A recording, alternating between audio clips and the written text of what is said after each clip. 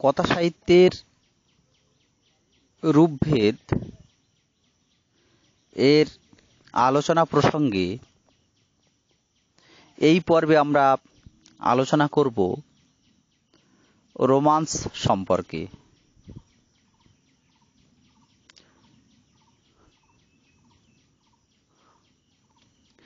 লাতিন রোমানাম শব্দ থেকে এই রোমান্স শব্দটির মূলত উৎপত্তি হয়েছে।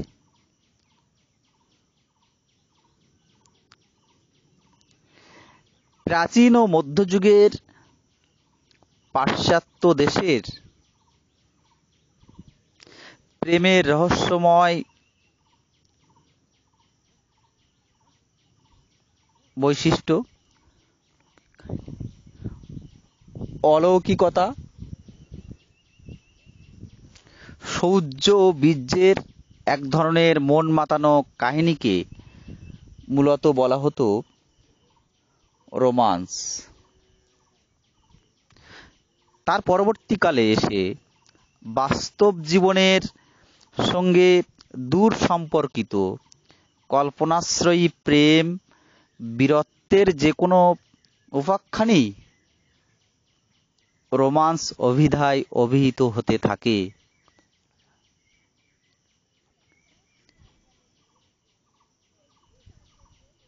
এক কথায় বলা যায়, রোমান্স এক ধরনের কবি কল্পনা, যাতে অসীমের প্রতিফলন ও অপ্রাপণীয়,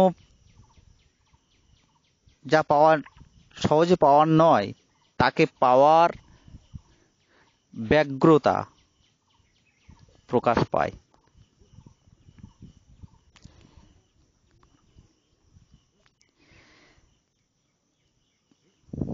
প্রখ্যাত নন্দনতত্ত্ববিদ জে কার্ডন এই রোমান্স সম্পর্কে যে কথা বলেছেন তা অনেকটা এইরকম।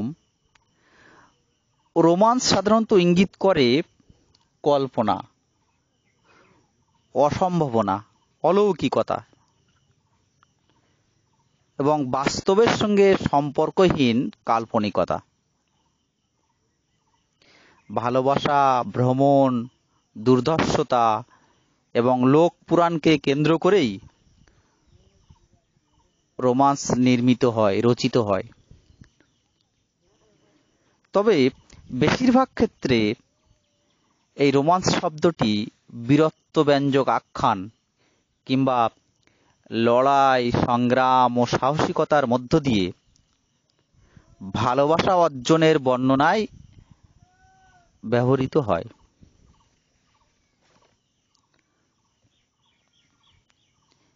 এই রোমান্সের বৈশিষ্ট্য সম্পর্কে বলা যেতে পারে,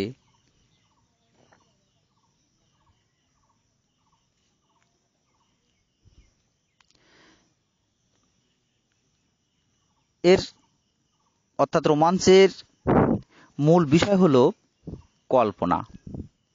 এই কল্পনাকে প্রেক্ষিত করেই উপন্যাসের ঘটনাগুলির অভিসরণ ঘটে থাকে। ঘটনার কার্যকারণ সূত্র থাকে না বলেই এর মধ্যে আখ্যানের প্রাধান্য খুব কম লক্ষ্য করা যায়। আর আখ্যান থাকলেও তা জটিল আখ্যান নয়, মূলত সহজ সরল আখ্যানই এখানে থাকে। দ্বিতীয়ত, রোমান্সের বিষয়বস্তু লৌকিক হলেও এখানে অলৌকিকতার উপস্থিতি প্রায়ই ঘটে থাকে। এর উদাহরণস্বরূপ আমরা কপালকুণ্ডলা উপন্যাসের শ্মশান দৃশ্যের বর্ণনার কথা বলতে পারি।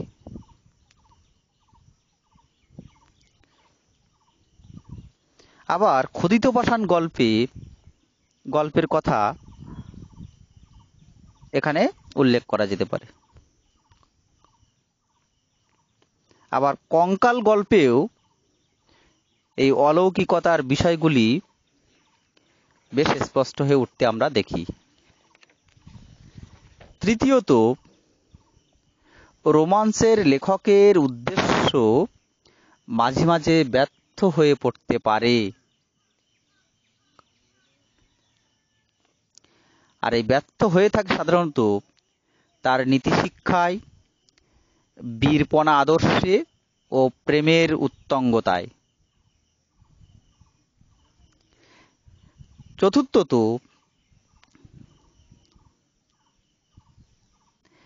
এই ধরনের সাহিত্য স্বপ্ন, কল্পনা ও রূপকথার জগতের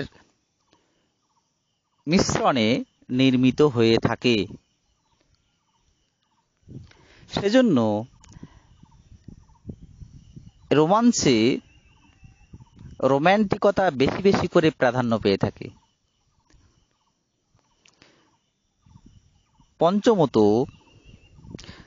এই জাতীয় সাহিত্যে রোম্যান্টিক প্রেমের পাশাপাশি প্রকৃতিও যেন একটা গুরুত্বপূর্ণ ভূমিকা পালন করে থাকে।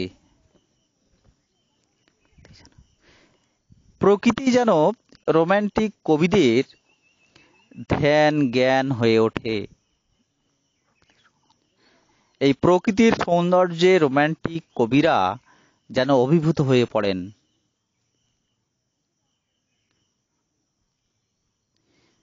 এর উদাহরণ হিসেবে আমরা বলতে পারি কালিদাসের মেঘদূত কাব্যের কথা, কিটসের ওড টু দ্য নাইটেঙ্গেল কবিতার কথা, ও রবীন্দ্রনাথ ঠাকুরের বলাকা, চৈতালি, চিত্রা প্রভৃতি কাব্যের কথা। আবার কাজী নজরুল ইসলামের সন্ধ্যাতারা কাব্যেও আমরা এই রোম্যান্টিক প্রেমের গন্ধ পাই। সেখানে নজরুল ইসলাম বলছেন, ঘোমটা পরা কাদের ঘরের বউ তুমি ভাই সন্ধ্যাতারা। সন্ধ্যাতারা কাব্যের একটা স্মরণীয় পংক্তি এটি, ঘোমটা পরা কাদের ঘরের বউ তুমি ভাই সন্ধ্যাতারা। এই পংক্তিটি পড়লেই আমরা বুঝতে পারি যে এখানে রোমান্টিকতার পরশ লেগেছে।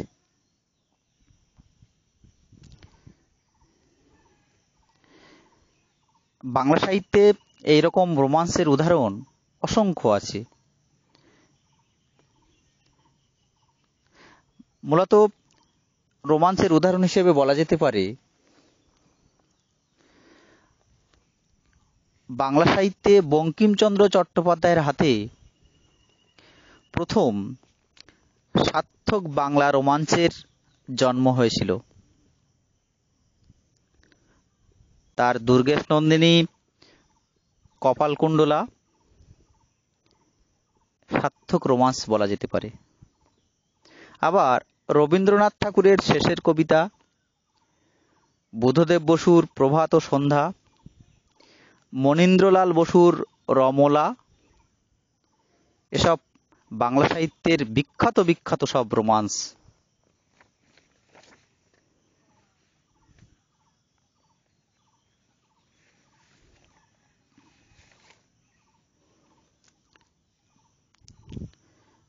বিশেষ করে যদি রোমান্সের আলোচনা করতেই হয় তাহলে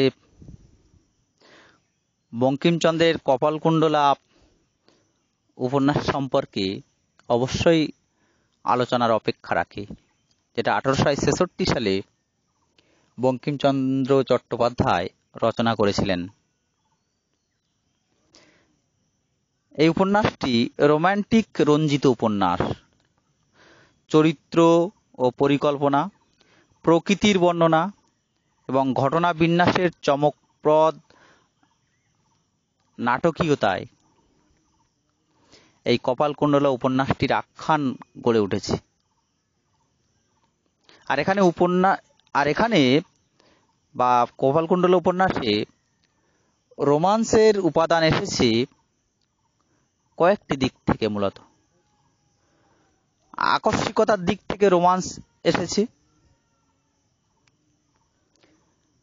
দ্বিতীয়ত অতিপ্রাকৃত ঘটনার বর্ণনায় কপালকুণ্ডলা উপন্যাসে রোমান্স এসেছে। তৃতীয়ত, কপালকুণ্ডলা নামক চরিত্র কর্তৃক প্রদত্ত পুষ্পাঞ্জলি দেবীর পা থেকে বিচ্যুত হওয়ায় এই দৃষ্টিকোণ থেকেও রোমান্সের পরশ লেগেছে উপন্যাসটিতে। চতুর্থত, উপন্যাসটিতে একটা শ্মশান দৃশ্যের বর্ণনা আছে। এই শ্মশান দৃশ্যের বর্ণনায়ও রোমান্সের স্পর্শ লেগেছে। পঞ্চমত, চরিত্র নির্মাণগত দিক থেকে কপালকুণ্ডলা উপন্যাসে রোমান্স এসেছে বলা যায়। বিশেষ করে চরিত্র নির্মাণের ক্ষেত্রে কপালকুণ্ডলা চরিত্র, কাপালিকের ভীষণ রূপ ও বীভৎস দৃশ্য, এবং এইসব দৃশ্যের মধ্যে দিয়ে গা ছমছম একটা পরিবেশ সৃষ্টি হয়েছে, আর তার ফলে বেশ রোমান্সের ছাপ উপন্যাসটিকে রোমান্সের দিকে এগিয়ে নিয়ে গেছে।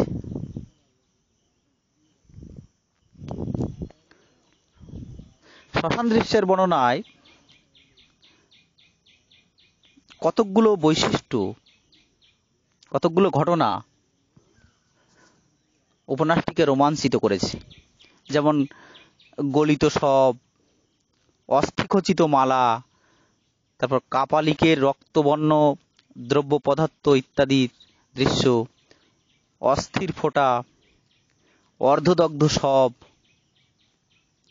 বিভিন্ন পশুর চিৎকার, এই গোটাটা শ্মশান দৃশ্যের বর্ণনা থেকে আমরা পেয়ে যাই।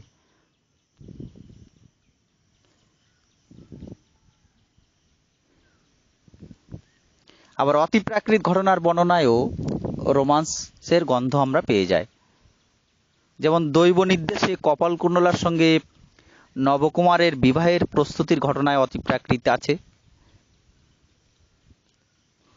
আবার আকাশে কপালকুণ্ডলার দেবী দর্শনের ঘটনায়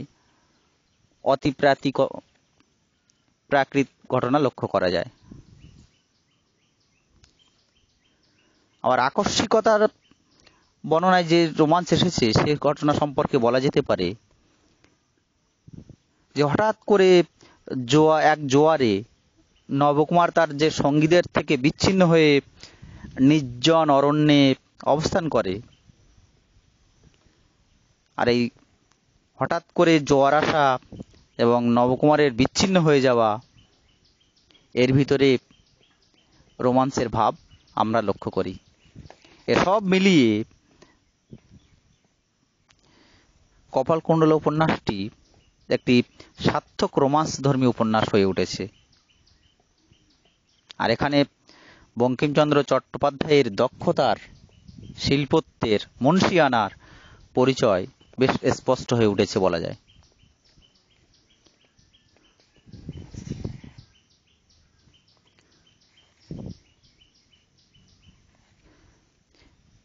এই রোমান্সের উপন্যাসের সঙ্গে বেশ কতকগুলো পার্থক্য আমাদের দৃষ্টি আকর্ষণ করার প্রয়োজন। আধুনিক কথা সাহিত্যের এক অন্যতম শিল্প প্রকরণ হল নভেল বা উপন্যাস। রোমান্স উদ্ভবের পরেই উপন্যাসের জন্ম হয়েছে, এটা আমরা জানি।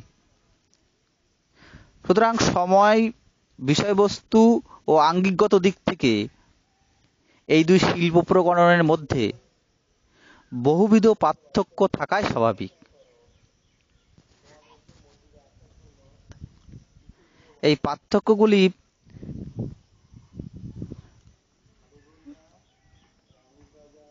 আলোচনা করা যেতে পারে।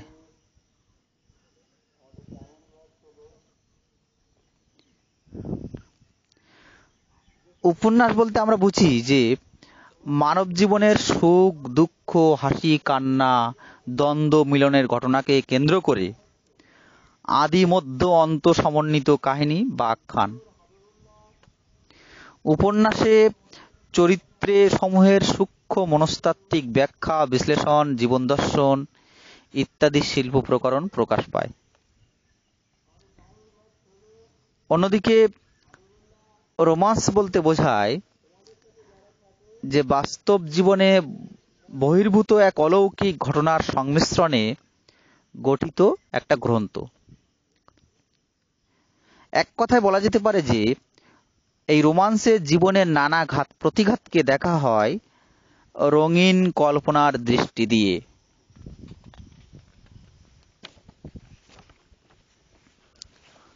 দ্বিতীয়ত বলা যেতে পারে উপন্যাস ও রোমান্স উভয়েই কাহিনী নির্ভর, কিন্তু উপন্যাসের কাহিনী জটিলতার মধ্য দিয়ে চরিত্রের বিকাশ ঘটে। এক কথায় বলা যায় উপন্যাসে চরিত্রের আঁতের কথা, ভিতরের কথাগুলোই, অর্থাৎ মানব মনের চোরা স্রোতগুলির কলধ্বনি শৈল্পিক ভাষায়, সাহিত্যের স্ক্যানে ঔপন্যাসিক যে সার্থকভাবে ফুটিয়ে তুলতে সক্ষম হয় একথা বলতেই হয়। অন্যদিকে রোমাঞ্চের চরিত্রগুলির আঁতের কথা এই জাতীয় চরিত্রের বা সাহিত্যের মধ্যে কখনো প্রকাশ পায় না, অর্থাৎ চরিত্রের মনস্তাত্ত্বিক ব্যাখ্যা, বিশ্লেষণ এখানে করা হয় না। তৃতীয়ত, উপন্যাসের ক্ষেত্রে চরিত্র ঘটনার সবটুকুই কার্যকরণ সূত্রে আবদ্ধ হওয়া একটা বড় বৈশিষ্ট্য। অপরদিকে কাহিনীতে অলৌকিকতা, আকস্মিকতা প্রয়োগ, রোমান্স এখানে চরিত্রগুলির মননে ও কর্মে আকস্মিকতায় বড় হয়ে দেখা দেয়।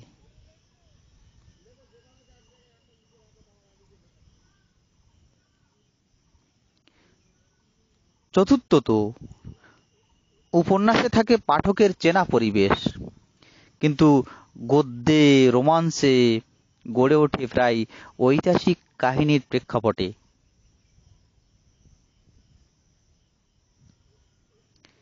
তাই সুদূর ইতিহাসের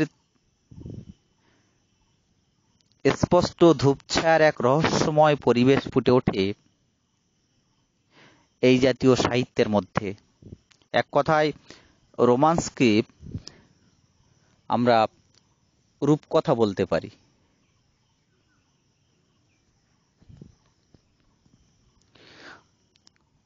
পঞ্চমত, উপন্যাসে ঔপন্যাসিক তার বাস্তব জীবনসম্মত ভাবনা চরিত্রগুলির মধ্য দিয়ে প্রকাশ করে থাকেন।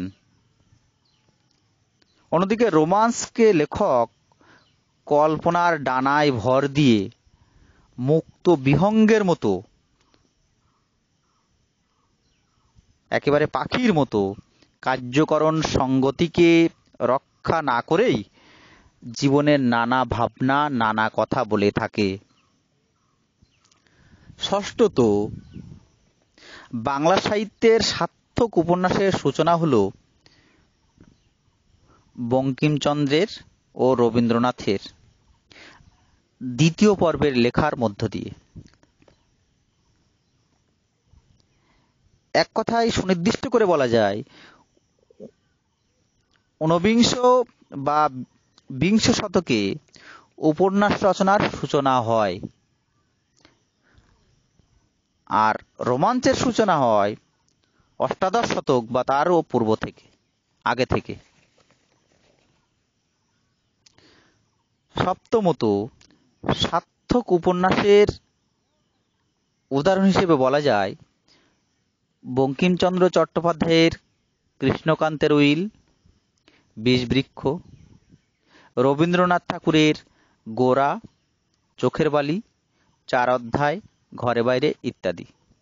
অন্যদিকে রোমাঞ্চের উদাহরণ হিসেবে বলা যেতে পারে বঙ্কিমচন্দ্র চট্টোপাধ্যায়ের কপালকুণ্ডলা, দুর্গেশ নন্দিনী, চন্দ্রশেখর প্রভৃতির কথা।